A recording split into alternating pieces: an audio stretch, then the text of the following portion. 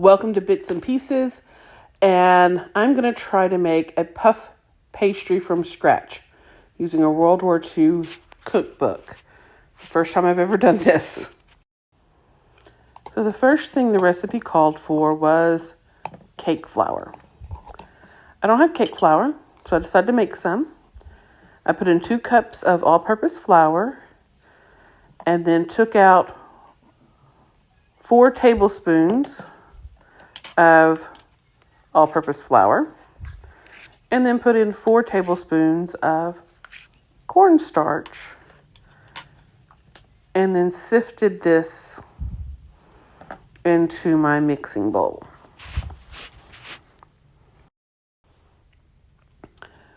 So I had a full cup of butter. I took 1/3 of that cup and cut that into pieces to add to the flour mixture. The remaining amount was put into a microwave for about 10 seconds to soften it. And I proceeded to add the pieces a few at a time. It was splattering everywhere, so then I dumped it all in there. And used the pastry blade of my mixer to cut this into it like I was making biscuits or something similar. Tablespoonful until it all came together, probably about a half a cup's worth.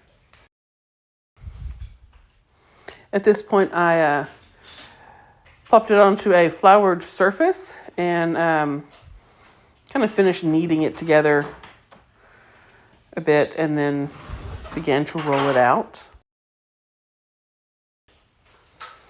After I got this rolled out, as soon as I felt comfortable doing so, I took the softened butter and rubbed it over 2/3 of the pastry, and then folded the unbuttered side over and then folded the other over so that it was originally the third, and proceeded to roll it out some more. And I repeated the process until I had gone through all of the butter. I will say this would have been much more successful if I had been putting the pastry in the fridge before I rolled it out each time. I ended up doing that towards the end.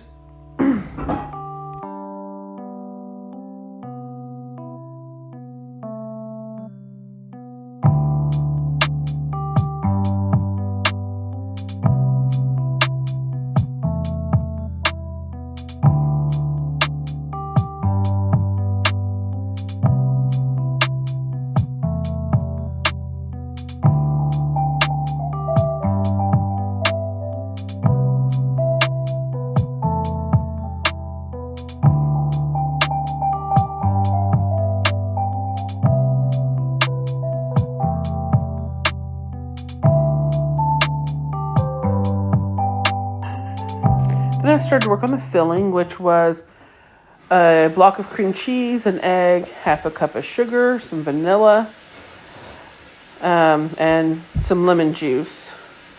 I actually used the lemon slices that from the lemon I'd zested to make the king cake previously.